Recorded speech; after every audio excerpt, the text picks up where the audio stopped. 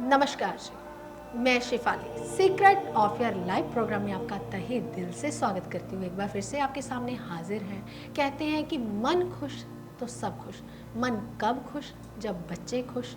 घर में दिक्कतें तो जो हैं वो आती जाती रहती हैं, लेकिन दिक्कत ये प्रॉब्लम वहाँ पे होती है जब दिक्कत आ तो जाती है लेकिन जाने का नाम नहीं लेती। तो आज उसी दिक्कत, उसी प्रॉब्लम, उसी समस्या के बारे में जानकारी लेंगे हम प्रोफेसर गुरदीप रड़ा साहब से। तो पहले स्वागत कर लेते हैं प्रोफेसर। ओम नमः शिवाय। नमस्कार। ओम नमः शिवाय शिवाली जी। ओम नमः शिवाय गुरुजी। प्रोफेसर, घर में अगर बच्चे खुश होते हैं ना तो माँ बाप पूरी तरह खुश होते हैं, लेकिन जब बच्चों को ही दिक्कत आती है तो माँ बाप जो है वो परेशान हो जाते हैं। तो दिक्कत, आज उस दिक्कत के बारे में आपसे जानकारी लेनी है। मुझे लगता है कि ऐसी जो दिक्कत है ना आज की डेट में 100 में से 30 या 40% दिक्कत जो है ना वो बच्चों को है, जिसे हम कहते हैं ऑटिज़म। तो प्रोफेसर, ये प्रॉब्लम्स जो हैं ये अभी इतनी ज़्यादा क्यों हैं? अभी आप देखो कि 2 महीने पहले से हम देख रहे हैं लगातार लोग आपके पास आ रहे हैं बच्चों को लेकर कि हमारे बच्चे की जो है बुद्धि का विकास नहीं हो रहा। तो प्रोफेसर, ये पहले दिक्कत नहीं थी। अगर हम 7, 8, 10 साल, 15 साल पीछे जाएं तो ऐसी दिक्कतें ज़्यादा नहीं होती थी। 1-2 बच्चे होते थे तो आप सॉर्ट आउट कर देते थे। लेकिन आजकल अगर हम पर डे की बात करें, अगर आपके पास 20 क्लाइंट हैं उसमें से 15 क्लाइंट जो हैं वो आपके पास आ रहे हैं बच्चों की दिक्कत लेकर। ऐसा क्यों प्रोफेसर? बहुत अच्छा प्रश्न शिवाली जी आपने कि बच्चों के ऊपर जो ऑटिज्म की प्रॉब्लम आ रखी है। तकरीबन मेरे पास तो सभी वही आते हैं जिनको कभी किस चीज़ की प्रॉब्लम होती है, कभी किस चीज़ की, मैं नाम नहीं लूँगा, बीमारियों का नेगेटिविटी आ जाती है, शुगर की प्रॉब्लम कह देते हैं, और यहाँ तक कि गिल्टियाँ बन जाती हैं जो कैंसर का कारका बन जाती हैं। बहुत ऐसे आजकल जो मेरे पास क्लाइंट आ रहे हैं वो बीमारी को लेकर ही आ रहे हैं। और सबको पता है कि प्रोफेसर गुरदीप रड़ा जो है मेडिकल एस्ट्रोलॉजी करते हैं, तो सभी वही आते हैं।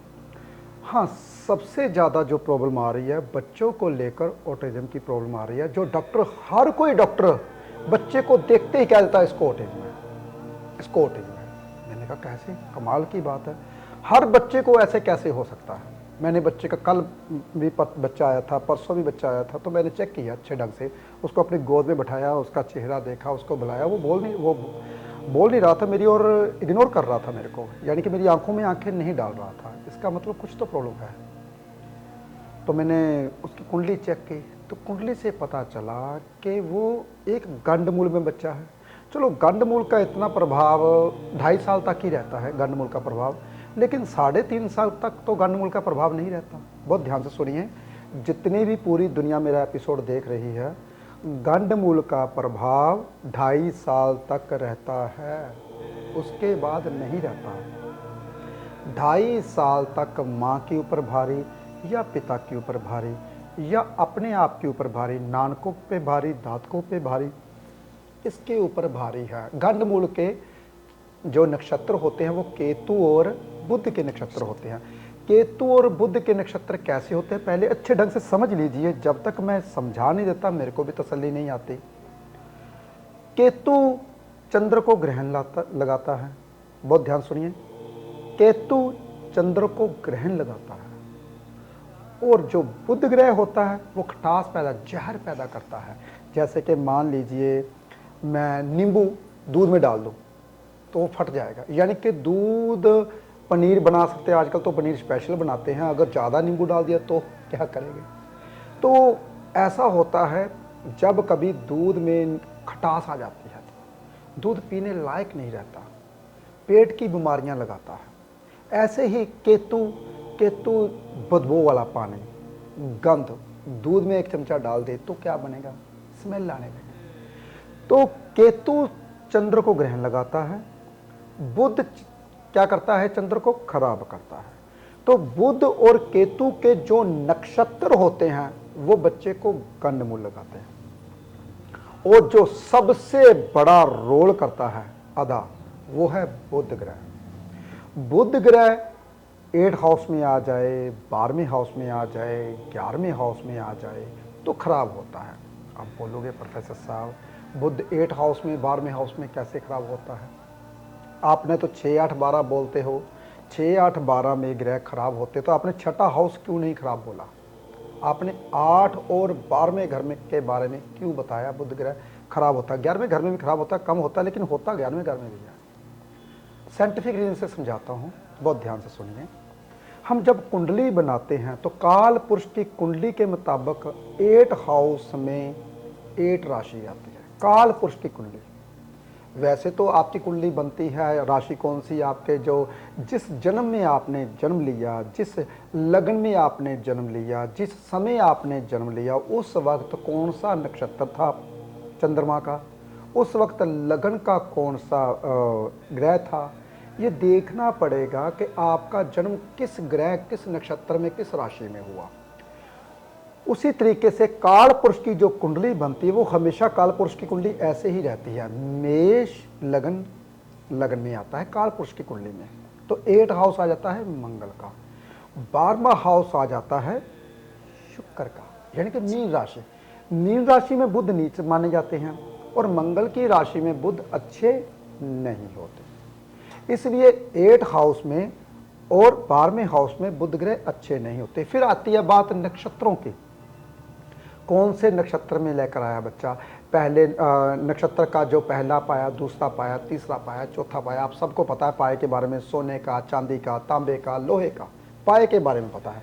लेकिन गंड मूल में अगर कहीं लोहे का पाया आ जाए तो और भी ज़्यादा खराब होता है। बहुत ध्यान से बातें सुनने वाली होती हैं और मुझे ऐसा लगता है कि अच्छे ढंग से समझाऊंगा तो आप भटकोगे नहीं, नकली ज्योतिषियों के पास नहीं जाओगे जो कहते हो तेरे ऊपर किसी ने कुछ कर दिया, तेरे को ऐसा हो गया, तेरे को ऐसा हो गया। ऐसा कुछ नहीं होता, ग्रह बच्चा साथ लेकर आता है। लेकिन आजकल ही क्यों, शेफाली जी ने पूछा, आज पहले तो 10 साल में बच्चे होते थे, तब भी तो गंडमूल में आते थे, तब दूसरे में आते थे, तो क्यों नहीं पहले ऐसी प्रॉब्लम आती थी, आजकल ही क्यों? बहुत ध्यान सुनिए, आजकल इसलिए सबसे बड़ा रोल अदा करती है माँ। अगर माँ बच्चे को, बच्चा कब से शुरू हो जाता है पैदा होना, पहले ये ध्यान रखिए, जब माँ के पेट में बच्चे का बीज जाता है, जब बच्चा 3 महीने का हो जाता है, उसकी ग्रोथ होनी शुरू हो जाती है। 5 महीने में उसकी बुद्धि काम करनी शुरू कर देती है। तो माँ क्या करती है, मोबाइल पकड़ के ऐसे बैठी रहती है और बच्चा जो मोबाइल के ऊपर रेज है, उसकी जो नसें हैं वो कमजोर होती जाती है। मोबाइल आजकल सबसे ज़्यादा है भाई, रात के 10-10, 11-11, 12-12 बजे तक जिसके पेट में बच्चा है उसको तो कम से कम 10 फुट दूर मोबाइल को रखे, 10 फुट दूर, यानी कि अपने बेड के इर्द गिर्द नहीं, अपने कमरे से भी बाहर मोबाइल को रखे। जिस बच्चे को पैदा करने वाली माँ रात को अपने बेड के पास या सराने के पास मोबाइल रख के सोती है, उस बच्चे को 100% ऑटिज्म की प्रॉब्लम आएगी ही आएगी। मैंने फिर बताया, चंद्रमा मन का कारक, तो जो मन होता है वो चंद्र के अधीन होता है। बहुत ध्यान सुनिए, यहां सूर्य, यहां राइट कान के ऊपर यहां पे सूर्य, लेफ्ट कान, लेफ्ट दाई आंख के ऊपर यहां चंद्रमा। चंद्र और सूर्य, सबसे इंटेलिजेंट बच्चा होता है जो पूर्णमासी को जन्म लेता है। बहुत ध्यान सुनिए, क्यों? क्योंकि अपनी ही जगह पर स्थित हो गए, चंद्रमा यहां आ गया, उसके सामने सूर्य आ गया। जब कभी इंसान की मौत होती है, कहते एक्सीडेंट में मृत्यु हो गई, छोटी सी चोट लगी थी, मृत्यु हो गई, उसके यहां पे चोट लगती है, यहां पे। जब यहां पे चोट लगती है तो सूर्य डैमेज हो जाता है, अपनी आत्मा खत्म हो जाती है, उसी वक्त इंसान की मृत्यु हो जाती है। सूर्य और चंद्र, जब यहां पे चोट लगती है तो क्या होता है, याददाश्त चली जाती है, कोमा में चला जाता है इंसान। बहुत ध्यान से सुनिए, ऐसी बातें आपको कोई नहीं बताएगा, ये डॉक्टरों की बातें हैं जो मैं आप सबको समझा रहा हूं। सूर्य और चंद्र, सूर्य और चंद्र अगर कहीं खराब हो जाते हैं तो बच्चा कमजोर होता है। राजा और रानी, गंडमूल की बात की, गंडमूल तो हर इंसान को पहले होते थे, लेकिन ऑटिज्म की प्रॉब्लम देता है राहु। राहु क्या है, सबसे बड़ी बीमारी mobile. TV, mobile, TV, camera, जितनी लाइटें, बिजली से चलने वाला सामान सब राहु के अधीन है भाई, शुक्र के अधीन है। जब फोटो खींच के बाहर आ जाती है तो वो शुक्र बन जाती है, लेकिन जब तक फोटो आपको, जैसे ये मैं वीडियो बना रहा हूँ, मेरे इर्द गिर्द 4-5 कैमरे लगे हुए हैं, यानी कि 4-5 राहु मेरे को देख रहे हैं, तो मेरा राहु छठे में है भाई, बहुत अच्छा है। इसलिए राहु क्या करेगा, राहु बंदे को करोड़पति बना देता है, अरबपति बना देता है। अगर मैं दिन रात यहाँ पे कैमरे लगा लूँ, आप देखिए हीरो हीरोइन कितने मेहनत करते हैं दिन रात, लाइटों में, कैमरों में, बेचारों की ना लास्ट में स्किन जो ढिलक जाती है, स्किन को खा जाता है राहु, बालों को खा जाता है राहु। तो राहु बहुत खतरनाक है भाई, जितना राहु को ज्यादा नजदीक रखते हो वो आपको खा जाएगा, आपकी स्किन को खा जाएगा। 80 साल तो बहुत दूर की बात है, 70 साल में बूढ़ा कर देगा। तो ऐसे ही बच्चों को माँ के पेट में जो नसें होती है बननी शुरू होती हैं, जब बननी शुरू होती हैं तो माँ पेट के ऊपर मोबाइल रख के ऐसे ऐसे देखती रहती है, तो उतना ही बच्चे का दिमाग स्लो होता जाता है। जितने आजकल बच्चे पैदा हो रहे हैं, 99% बच्चों को ऑटिज्म की प्रॉब्लम होगी ही होगी। क्यों? क्योंकि आपने राहु का साथ नहीं छोड़ा, बच्चे की नसें कमजोर, ऊपर से जब बच्चा थोड़ा सा बड़ा हुआ साल का, तो ऊपर से उसको मोबाइल हाथ में थमा दिया। पहले तो पेट में जब वो नसें बन रही थी वो बनने नहीं दी, जब साल 1.5 साल का होता है तो मोबाइल हाथ में थमा देते हैं, टैब हाथ में थमा देते हैं, उसकी रेज बच्चे को खाना शुरू कर देती है। फिर वो बच्चे किसी की ओर देखते नहीं हैं, सिर्फ वो अपना, दिमाग काम नहीं कर रहा, तो वो क्या करेंगे, इधर उठाएंगे चीज, इधर फेंकेंगे, उधर उठेंगे, उधर बैठेंगे, किसी के साथ खेलना कूदना बंद, बात करनी बंद, उसको कहते हैं ऑटिज्म की प्रॉब्लम। तो यहां से शुरू होती है शुरुआत माँ ने की। माँ ने क्या किया, समझाने वाला अगर कोई घर में बड़ा है, वो समझाता है तो बच्चे आज का कहना नहीं मानते, कहता है जैसे कर्म करेगा वैसे फल देगा भगवान, जैसे आप कर्म करते हो, जैसे शिफाली जी बोला, जैसे प्राणी कर्म करता है वैसे ही फल मिलता है। तो आप अंदर बैठ के लाइटों में, एसी में, पंखे के नीचे, मोबाइल के साथ, बच्चे को पेट में लिए हुए मोबाइल के साथ आप लगे हुए हो, तो बच्चा कभी भी तंदुरुस्त नहीं होगा। जिसका बच्चा तंदुरुस्त होगा वो माँ क्या करेगी, हवा में, आज मैं अंदर बैठा हूँ, बाहर शोर आता है, लाइट नहीं होती, स्किन अच्छी नहीं आती, हम अच्छे ढंग से बात नहीं कर पाते, शांति से बात नहीं कर पाते, तभी मैंने आज अंदर एपिसोड किया, नहीं तो मैं बाहर एपिसोड करता हूँ, लैपटॉप में एपिसोड नहीं करता मैं। तो इसलिए जितने भी आपके बाल, आपके बच्चे, आपकी स्किन, आपकी आंखें, ये सब कुछ करता धरता राहु है भाई। तो राहु ही चंद्र को अर्ध ग्रहण लगाता है। तो पहला कसूर आपका, दूसरा कुंडली के मुताबिक जिस जिस बच्चे को ये प्रॉब्लम है तो वो कुंडली जरूर दिखाए, उसके मुताबिक मैं उपाय बताता हूं तो वो ठीक हो जाता है। ऐसा कभी नहीं होता जो बच्चा यहाँ पे आए वो ठीक ना हो। प्रोफेसर साहब, आज आपने इतना समझाया हमें, अपने परिवार के लोगों को।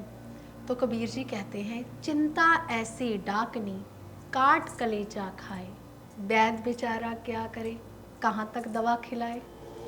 तो प्रोफेसर साहब, आप बहुत ज़्यादा समझाते हैं लोगों को, लोग फिर भी नहीं समझ पाते, या तो मुझे लगता है कि आपके एपिसोड लोगों तक नहीं पहुँच पाते।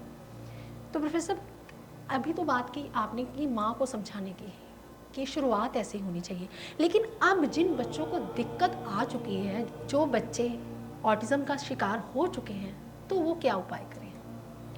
शिफाली जी, वैसे तो ग्रहों के मुताबिक उपाय बनता है जी, फिर भी मैं एक उपाय दे देता हूं भाई। सब मेरे अपना परिवार है, नाराज ना हो कि प्रोफेसर साहब ने इतनी बड़ी बीमारी के बारे में खुलासा किया लेकिन उपाय तो बताया नहीं। जिनको प्रॉब्लम की शुरुआत हुई है उनको इस उपाय से आराम मिल जाएगा जो मैं उपाय बताने वाला हूं। जिनकी ऑटिज्म की प्रॉब्लम हो चुकी है उनको कुंडली दिखानी ही पड़े। जी, बहुत ध्यान से उपाय सुनिए।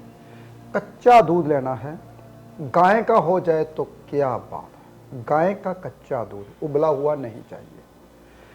पहले बच्चे को नहलाइए, फिर उसके बाद कच्चे दूध की मालिश कीजिए, फिर उसके बाद खाली पानी डालिए ताकि दूध रोम छिद्रों के द्वारा अंदर जा सके, उससे जो थोड़ी सी प्रॉब्लम शुरू हुई है ख़त्म हो जाएगी, बहुत जल्द बच्चा ठीक हो जाएगा। नहाना किस किस दिन है?